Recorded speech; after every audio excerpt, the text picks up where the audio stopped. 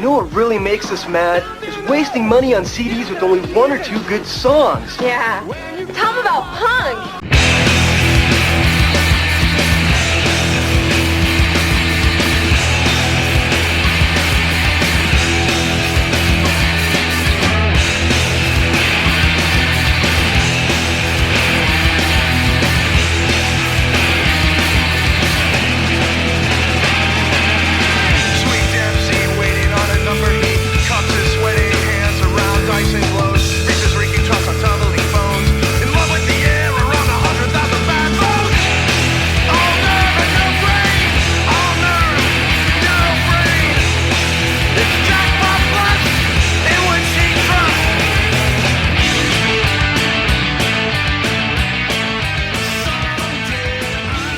Hello everyone and welcome to punklottopod, the game where no one wins. I wish I could say that differently and I don't know how to. The game. The game. Where no one wins. Who's doing it? I don't know. Should I restart that? No, it's fine. Alright, I'm your co-host Justin Hensley. Don't start having quality control now. I mean, 30-something episodes. I am 32. Your other co-host, Dylan Hensley. And this is the show where two dorks sit around talking about punk records nobody likes. No, punk records that some people really love that we don't like. Yeah. Yeah, this is the show where we use a number generator, and the Rate Your Music punk charts. And we pick one album and one EP at random to discuss. This will be an episode that people decide to start listening to for some reason. If this is your first listen, sorry. We do usually start off a little stronger. Maybe that's what we need. Who gives a shit attitude. Couldn't hurt. Yeah. I am recovering from a terrible cold, so I apologize in advance for any sniffling or coughing that slips by. Yeah. I'll try and edit them out, but if they happen like underneath me speaking, then there won't be much I can do there. But yeah, we'll do our best quality control when it comes to editing. Well, I'm recovering from a serious plantar fasciitis flare-up. Ooh. Yeah, so I had a plantar fasciitis flare-up and went and saw Teenage Fanclub, which for some reason, it felt very right. That was the... Oh, I need my special orthopedics to go see Teenage Fanclub. Oh, where's my chucks with the inserts in them? How many eye doctors were at your Teenage Fan Club experience? Well, are you counting the ones in the band? Ray, it looks like an eye doctor. Yeah, he's just... And did he say a word at your show? Because he didn't say anything at mine besides the songs. Very quietly, if he did. But I don't think he said much. Yeah, I think Norman did all the talking for them. And he would also be like, what album is this song off of? And then Ray would tell him immediately. It's on Shadows. And it's on Man-Made. And it's just funny. He's like, you gotta say something. Which makes me wonder, like, how I've never seen them live before with Gerard, so I don't know. I wonder how different the dynamic is. Like, how much did Gerard add to the banter? Ray's like, oh great, now I gotta be the foil. Yeah. And he just doesn't give a shit. He's not having any I just want to sing. Most of the songs. Right. Most of the songs with the least harmonies, too. Like, right, yeah. His songs had the most singular. He's just singular vocals on them compared to Norman's. Did you you have difficulty understanding Norman? Only once or twice. His accent's really strong, and yeah.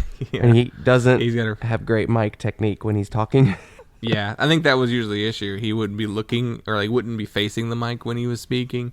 He said he now has a criminal record in the United States, and I want to know what happened so bad on this tour. He probably just got a ticket or something. Yeah, I'm sure that's just him just joking about, a ticket. It's probably like a public drinking ticket or something. Yeah. oh, I parked in a tow zone. Did he make the joke when I saw them? He said we've really been appreciating the we've just discovered on this tour your senior citizen menu at all the roadside diners. No, he didn't say that. He said I'm still a few years away from it, but most of the other guys in the band have been enjoying it. So are senior citizen menus not a thing in the UK? Probably not. I don't. They were so good though. Like, and I was worried that I wasn't going to know some of the songs because they said they were going to do deep cuts for this tour, and I'm wondering if that was mainly on the beginning of the tour because I got the very last US show on this tour, yeah. And so I knew every single song they played, and including the new one, and I think they only played one song off Catholic Education. So I guess they changed their set list up a lot. Yeah, they played the title track. The only thing they played that I didn't know was a cover. They played a Badfinger song because they said they'd been sound checking with it for the last couple days. So they were like, let's play this. This is the first time we've ever played it on stage. So they played it. I didn't know the song. Looks like they played Everything Flows from Catholic Education too at your show. Is that from Catholic Education? I thought that was on Bandwagon. No, the only Bandwagon-esque songs they played at your show were Alcohol Holiday and The Concept. Do I know those songs better than I realized? You might. I mean, they're good. I mean, that's why they're playing them. I mean, because I even knew the Catholic Education, and yeah, I don't know. I remember really liking that album, and it was the first Teenage Fanclub album I listened to, I think, like multiple times, because a few years ago on our blog, I had that weird I'm going to listen to every album that turns 25 thing. Oh, yeah. Do you remember that? Yeah. And that was one of my favorites. I listened to like 400 albums to like create a list of 25. See, I'm a weird obsessive who has to do everything. Oh, but I wanted to bring up the weirdo at the Teenage Fanclub show, which excluding all the people who were there to see Teenage Fanclub in 2019.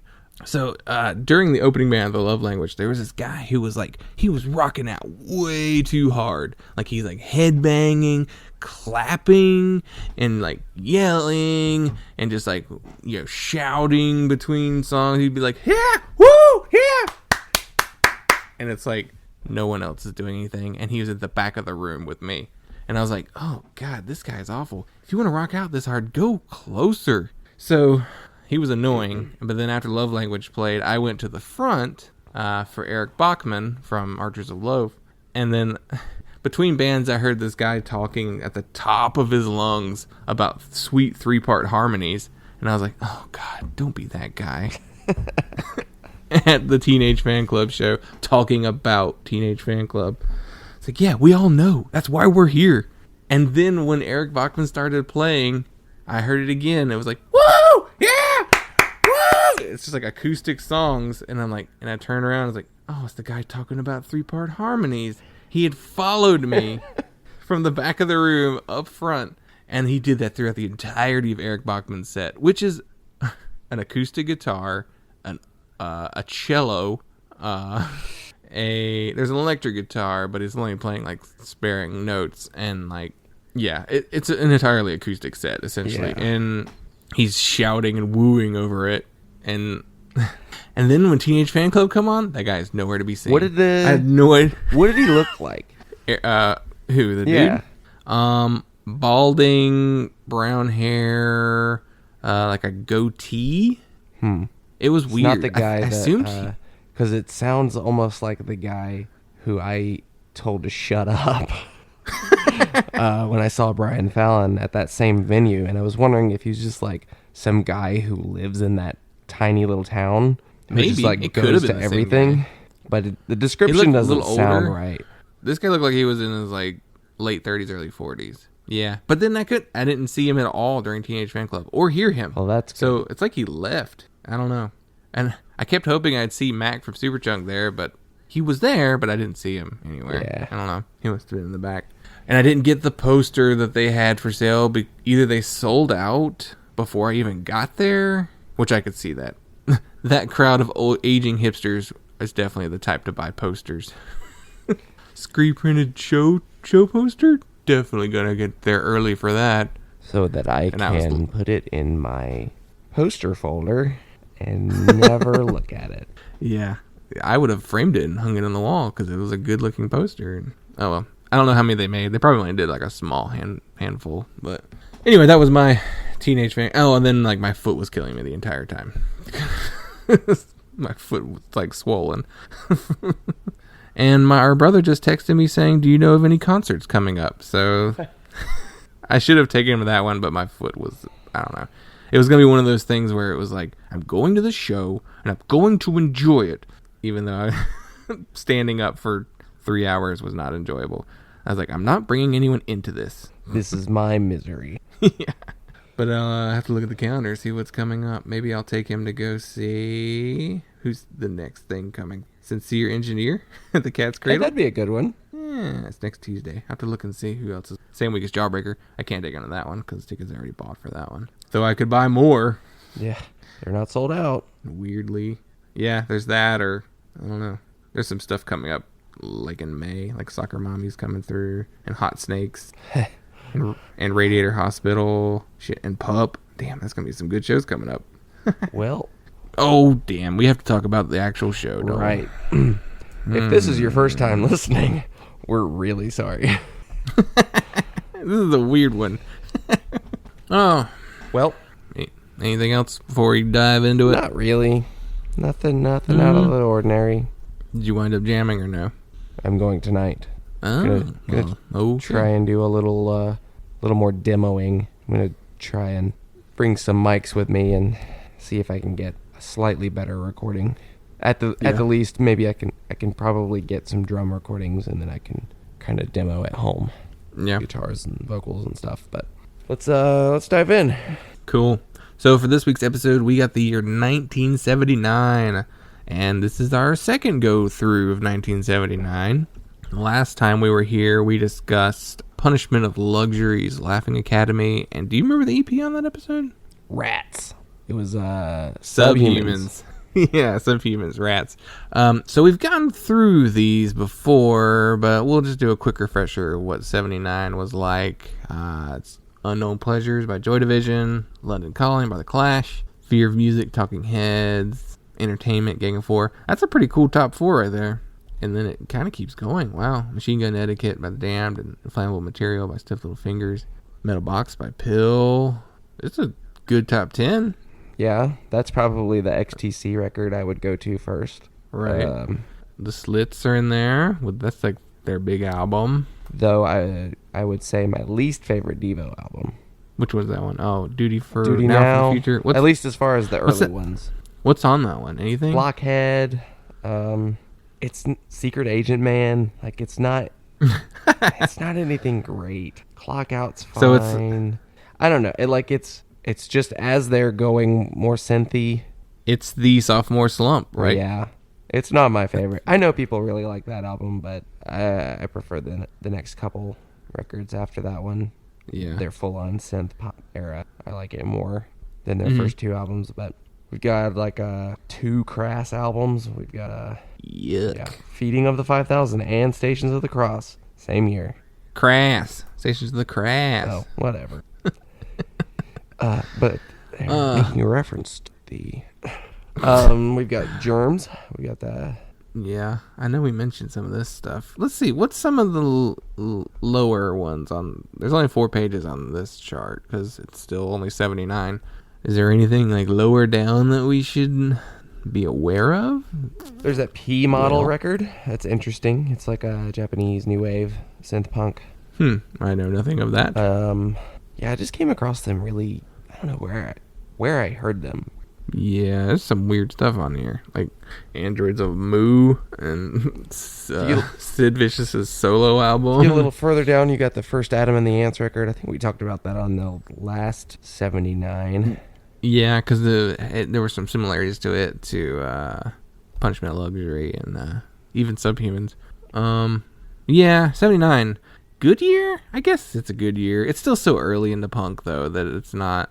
It's not super diverse yet. Like, you've got your beginnings of new wave and your post-punk going strong here, and your US punk is just now starting up outside of the CBGB scene. Here's a good get a little further back. There's this is a really, really good one. I just want to mention it. They're called Ratsia. It's Ratsia. They were a Finnish punk band, 79. Pretty similar to the Clash, early Clash. Really good, really melodic. You know, I'm really fascinated by, what would you call them? Like the also rans, like the band that they're not well known, but they were playing a similar style. Like, I always like finding those bands. Like, oh, this was like you just said, the Finnish Clash, essentially. Yeah.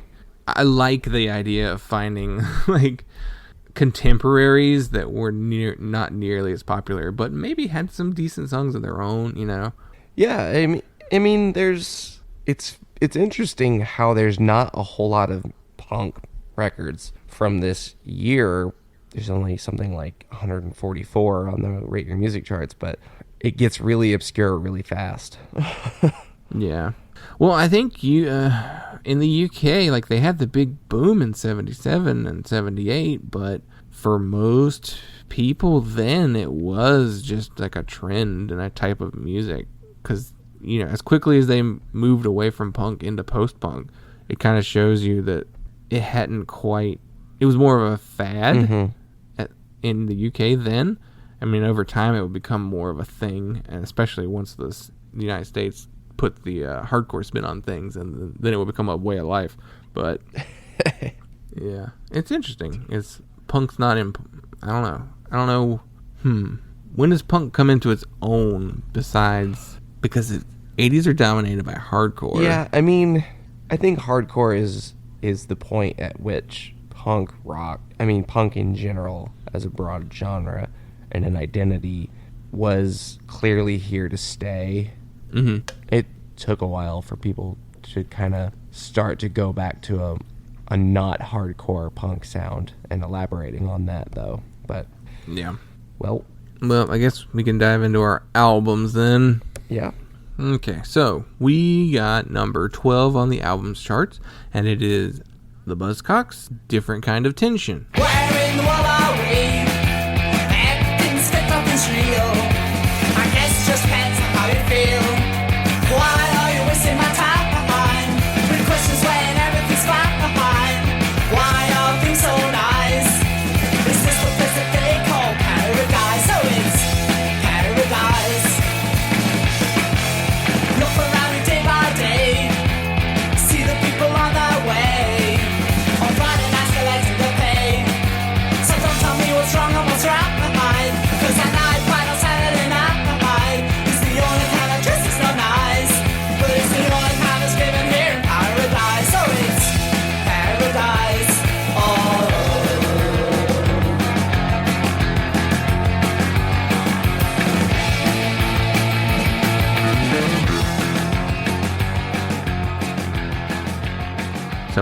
Some basics out of the way.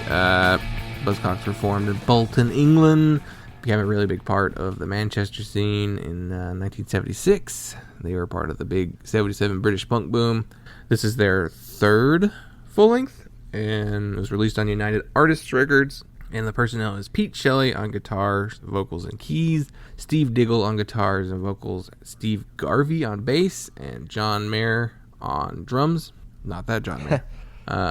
Produced by Martin Rushnet, who worked with The Stranglers, 999, XTC, Generation X, Human League, The Go-Go's, and just for us, Altered Images, specifically the song Happy Birthday. Happy birthday, happy birthday. I think I found our clip.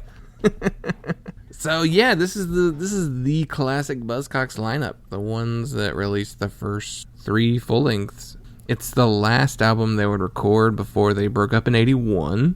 And when they would reunite in 93, Garvey and Mayer would rejoin, but they would leave before... Oh, the reunion wasn't 93. The reunion was like 91. Yeah. But they would leave before the new album, Trade Test Transmissions. So This is the last of the classic Buzzcocks records. I know they had a different vocalist on their first, EP?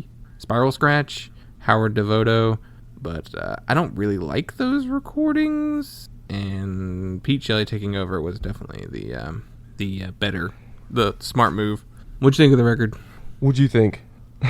What do you? You could tell it's their last. Mm-hmm. Like it's probably the weakest of their early of the classic Buzzcock records. Isn't it funny how the most famous Buzzcocks release is their best of? The single's Going Steady. Is that a best of? Yeah, it's not an album. It's a That's what I compilation. thought. But it's the one Buzzcocks thing everyone listens to. Yeah, I've always just seen it almost treated as an album. And I mean, Now, I it don't was know if they released re-record. in the U.S. It was the first thing released in the U.S. actually by the Buzzcocks. Oh. And so it was kind of, I guess maybe that's why people think of it as an album. And it has a ton of stuff that's not actually on any albums, too. I mean, it's a compilation. Side 2 is B-sides, so like those songs weren't on any albums, and yet they're some of their most well-known tracks. Yeah. Okay, yeah. Why Can't I Touch It? And Noise and Noise and Whatever Happened To. And yeah, so that's the one that everybody loves. But when you look at like their actual albums, the first 3 albums, Another Music in a Different Kitchen, which has Fast Cars and I Don't Mind, which is great. It's probably the best of the first 3. Love Bites is the second album, and it has Ever Fallen in Love, and I don't really know those other songs though. Operator's Manual. Yeah, it's funny. I've heard them called a singles band, and I could see that because on this album there were maybe 4 tracks I really loved, and those would be like Paradise, You Say You Don't Love Me, Raison d'Etre, and I Don't Know What to Do with My Life. The other ones are pretty good, but they suffer from repetitiveness, especially what's the last track on the album? I believe. Because Radio 9 was just it's not actually outro. a song. Yeah. I Believe is great until it just goes on and on and on and on. Yeah, it's 7 minutes long. Yeah.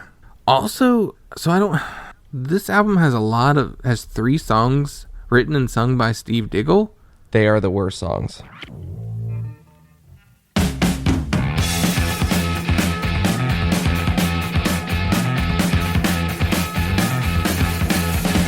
Bad, bad duty, bad, bad girl.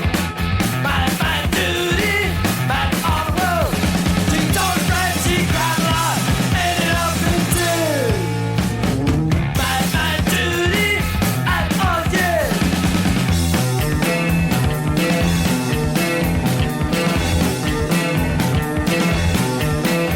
What a G, no. Ain't never left it all the world, trapped insanity. Bad, bad duty, bad, bad girl. Bad, bad duty, bad all the world. She told her friends with paranoid, ended up in fear. Bad, bad duty, at all, yeah.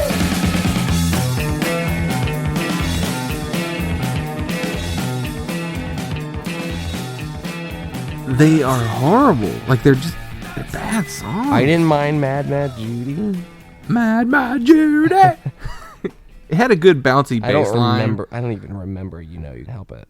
That's the one that made me wonder what the lyrics were actually about. Sitting Around at Home was the one I disliked the most. That's the one that's like I want to look up the lyrics It felt for like- it because I feel like a Bad Company or like a Steppenwolf song or something. Yeah, that one's not good. I don't know. What is it? You Know You Can't Help It had some creepy lyrics in it. Let me see if I can find what those are. Kind of gross lyrics. You know you can't help it when you see that girl. You know you can't help undressing her. You know you can't help thinking what she's got. You know you can't help it. You just can't help it. You know you can't help it getting into her. You know you can't help it because she's your world. Well, okay. This doesn't even rhyme. You know you can't help it that sex is good. Sex is known as a screw, a bloody silly thing to do. But anyway, we're all gonna do it because it's great. Because it's great. You know you can't help what's between her thighs. Ugh. Stop being gross, Steve. Yeah. It's no orgasm addict. Yeah, that was gross too. But it just seems, I don't know, that one's just an odd one. Because like Pete Shelley was known for pushing the boundaries for sexuality in music, especially his bisexuality. So it kind of, that song just kind of feels like a step backwards. Like, just like, oh man, sex is good. Yeah. I don't know. It just kind of undermines some of the good that Pete Shelley's lyrics did. But Mad Judy, yeah. Yeah, and there's even though a couple of those Pete Shelley songs that I just don't feel anything for. Like Money kind of has that flamenco guitar to it. And Hollow Inside is really repetitive. And A Different Kind of Tension has that robotic cadence and then an actual robot voice in the one song. It's like, I don't know. I would have stuck I would have reorganized it so the second side of this album would be unlistenable, but I would have made that A-side killer by taking all Steve's songs and putting them on the B-side and then moving Raison d'etre and I Don't Know What to Do With My Life to the A-side. Yeah. Like I said, I think it's their weakest album. At least as far as the classics go. I haven't listened to any of their reunited records, but I haven't either. I've always been scared too. Yeah, they're just I know what a reunited anytime one of those band old sounds punk like. bands get back together and start putting out albums, they usually just leave a lot to be desired. Yeah. That being said, I don't dislike this album. It's No. got some weak moments, but I know what they're doing. They seem to be trying to go for a little more of a post-punk Wire type sound. They definitely use a lot of flanger on their guitars. Yeah. Obviously pretty inspired by Wire, who used a lot of flange. It sounds good though. I mean Yeah. they Their do it really well tone on this record. is and great. Kind of made me wish I hadn't sold my flanger. Just wasn't getting those sounds. So Yeah. Yeah, I mean Pete's voice is great. Like I've always loved his vocals and they are just as good here as they are on any other Buzzcocks album, and their guitar tones I love their guitar tones. They're warm and they're bright and they're bouncy, which then the bass helps along too by like those rubbery riffs. And I don't know, I just love them. I guess I love the essence of the Buzzcocks and their music and just I don't know, the feel that they have. Even though I may not love these songs nearly as much, but You say you don't love me. Well, that's alright with me, 'cause I'm in love with you. And I wouldn't want you doing things you don't want to do. Oh, you know I've always wanted you to be in love with me. And it took so long to realize the way things have to be. I wanted to live in a dream that couldn't be real. And it's time to understand now the way that you feel. You say you don't. You say you don't. You say you don't love me. Well, that's alright with me, 'cause I have got the time to wait in case someday you maybe change your mind. I decided not to make the same mistakes this time around. As I'm tired of having heartaches, I've been thinking and I found I don't want to live in a dream, I want something real. And I think I understand now the way that you feel. You say you don't. You say you don't. Say you don't.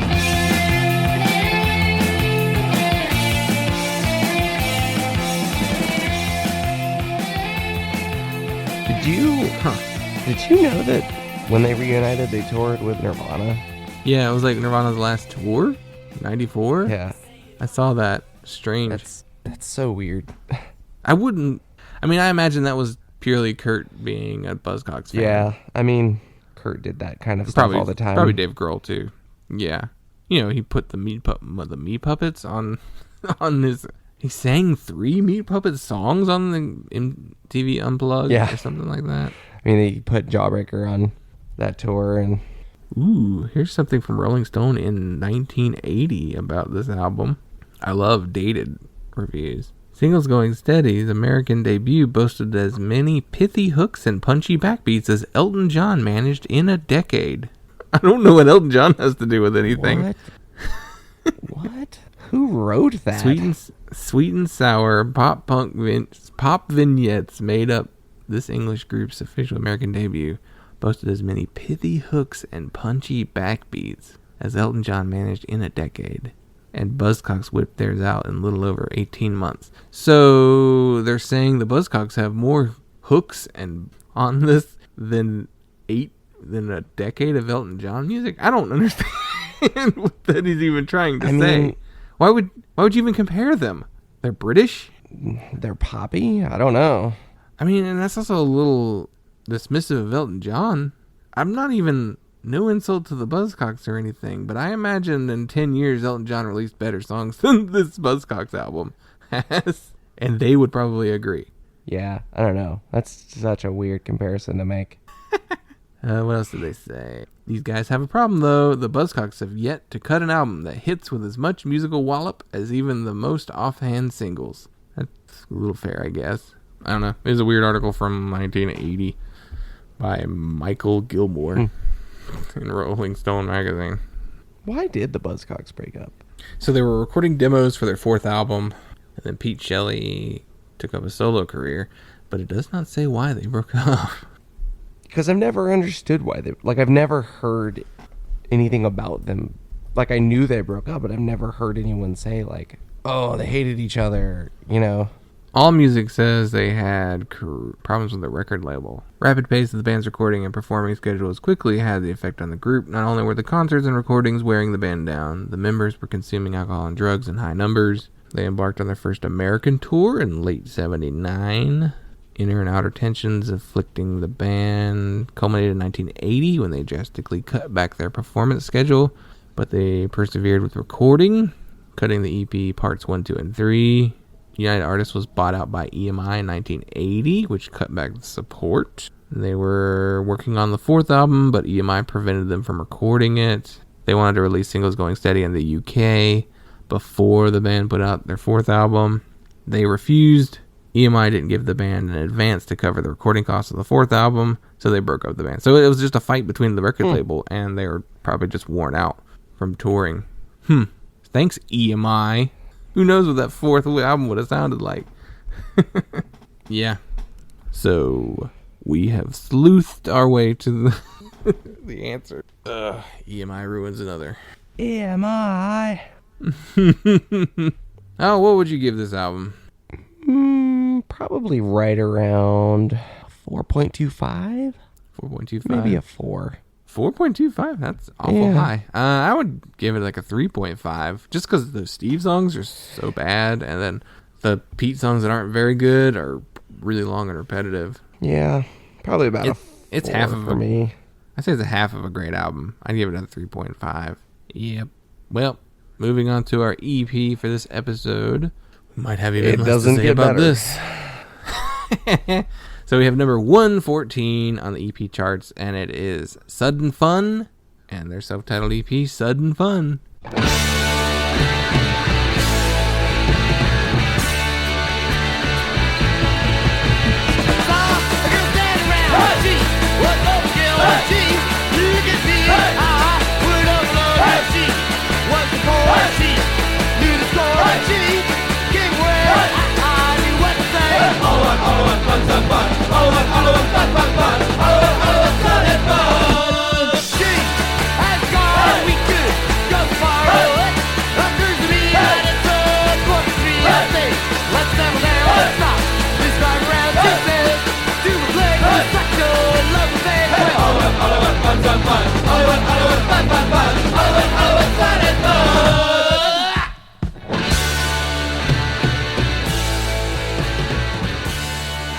they're not Devo. They are not.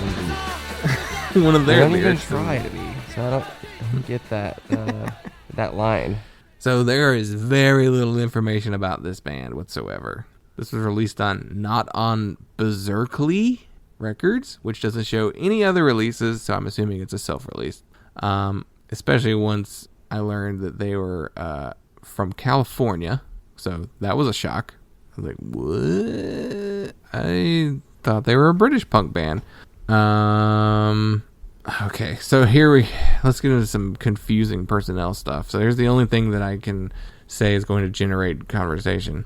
So the personnel is Dennis Kerr on vocals, Vince Black on guitar, John Hunt on guitar, Bob Howe on bass, and Derek Ritchie on drums. So that's what Discogs says. According to the comments on a blog called Killed by Death Records, they were from Berkeley, which is why the not on Berkeley was the name of their label, I guess. And they originally went by the name Liars. And so they changed their name to Sudden Fun and recorded this 7-inch, and then nobody cared about them anymore after that. Like, they had generated some buzz as the Liars, and the production on this was so bad that people hated it, which, listening to it now, it sounds like a 70s punk album. I don't see what was so terrible on the production that it was unlistenable. Well, not so much like the recording quality itself, but it's pretty bad. It's pretty poorly played. Yeah. And okay, so that got me into okay, yeah, it's poorly played, but I don't even think that those names I mentioned play on every song, because Rate Your Music also shows Keenan Shaw on bass, Gary Phillips on guitar, and Jamie Riddick on guitar. And I don't know if those were just other members of Liars, and, they were just listing members because they don't have... So I don't know for sure who plays on this release, because then when you go into this Killed by Death Records blog post and you look at the comments, let's see, I'm trying to find it. Vince Black says, I'm the guitarist on these tracks. I know how to find Derek the drummer, but I can't find Dennis Kerr, the singer, or Mark the bassist. And then Derek Ritchie says, I am the drummer from The Liars, later Sudden Fun. Here's some facts. The record was produced and mixed by Kenny Laguna from The Archies, along with Dan Alexander at Dan's Tewksbury Recorders. The title song was a 16-track recording. The players were Dennis Kerr, Vince Black, John Hunt, and Mark Hale, Derek Ritchie, and the other tracks were 8-track recordings. And somebody sitting called Jonathan Lyerly says, I was the Liars guitarist, starting with the famous coal miners benefit at the MAB. The famous coal miners benefit.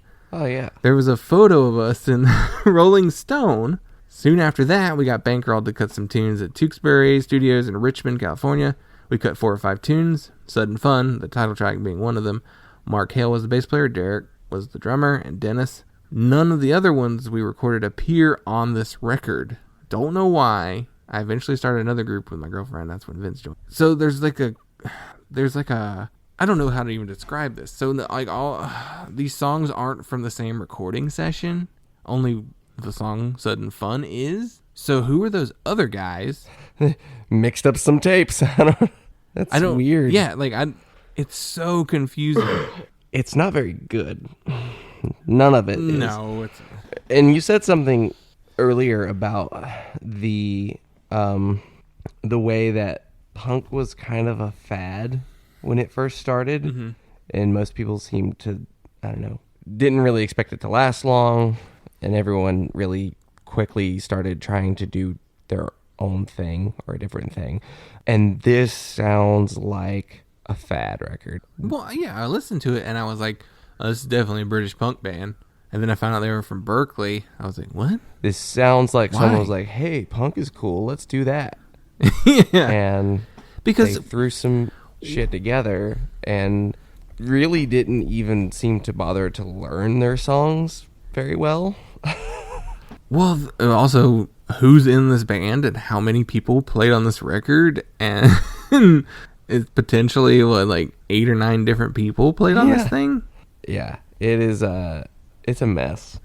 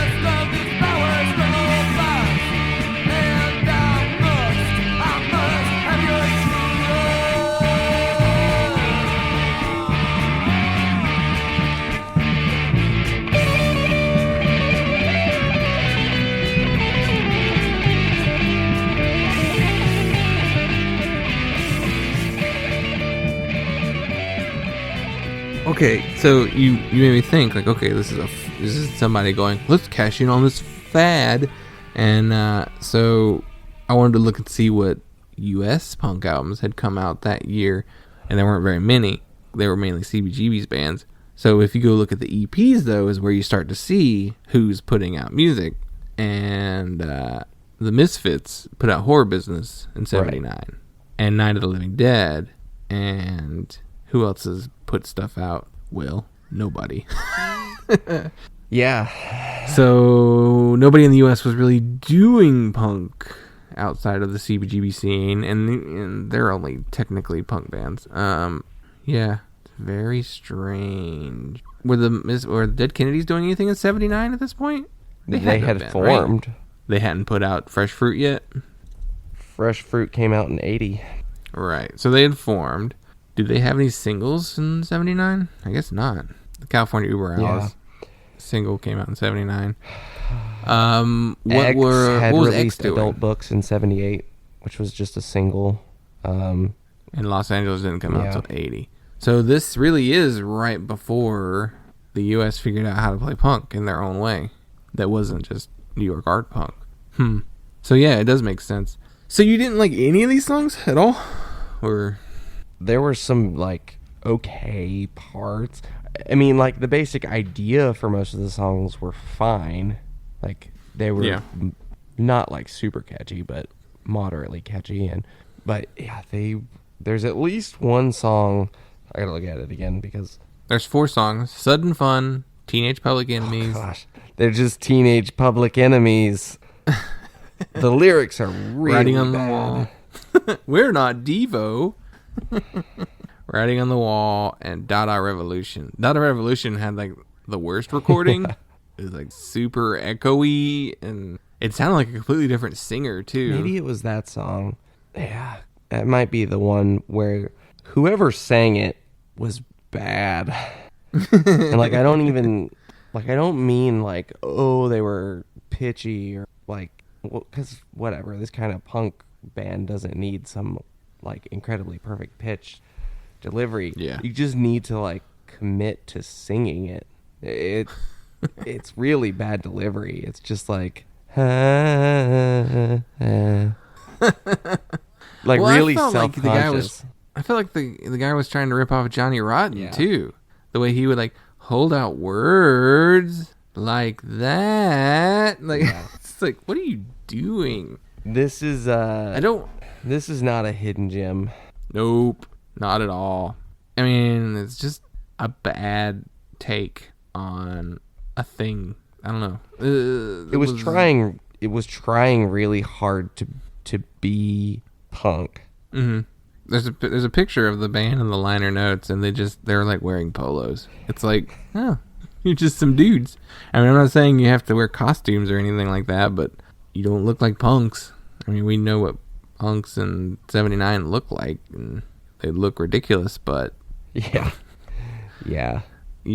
they tended to dress that way on purpose to show other people how punk they were, I guess. You know, they may not dress that way in their everyday life, but in their liner notes they did, and their band shoots. I don't know, it was weird. I don't know who these guys were. They do seem like the type who might listen to this episode and then correct us and send us an email.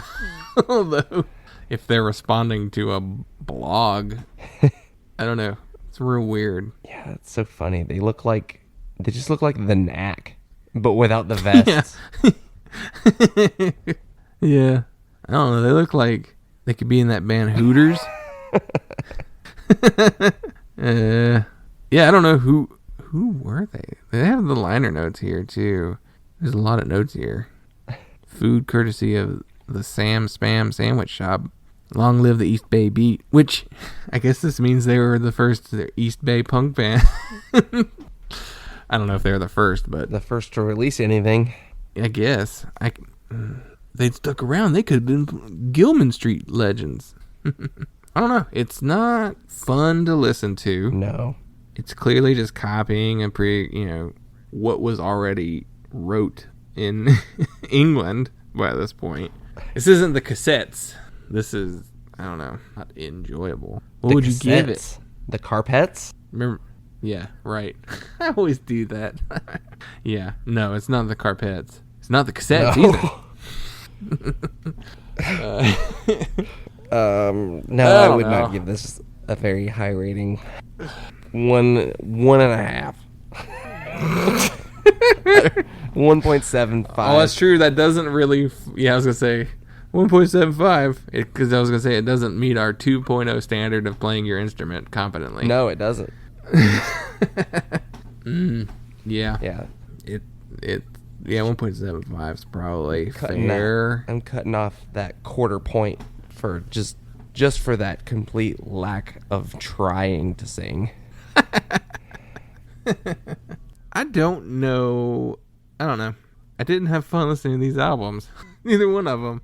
I mean, the Buzzcocks had some good songs on it, but overall, I was just tired of it by the time it was over with. Well, what are you going to do next time? Yeah. Well, next week, we're doing the year 1987. Oh, boy.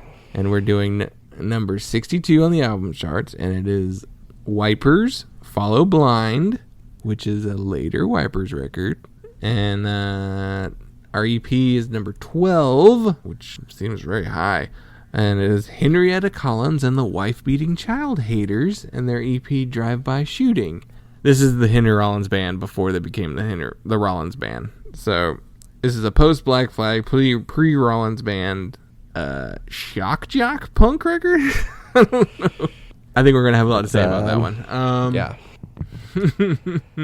Well, if you're playing along, you can hear that Wipers record on Spotify, I believe. And the Henrietta Collins is, I believe, on YouTube. Yeah. I hate even saying their full name. Yeah, it's on YouTube. So continue to follow us on Instagram, Twitter, Facebook. We're at punklottopod.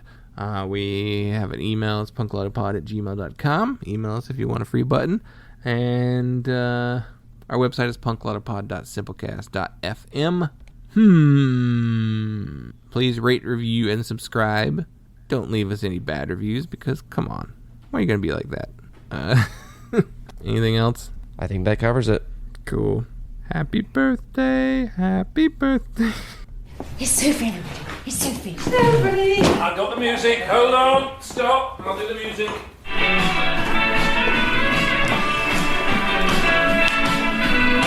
Happy birthday. Happy birthday. Happy birthday. Happy birthday. Happy birthday. Happy birthday. Happy birthday, sweetheart. Oh, thank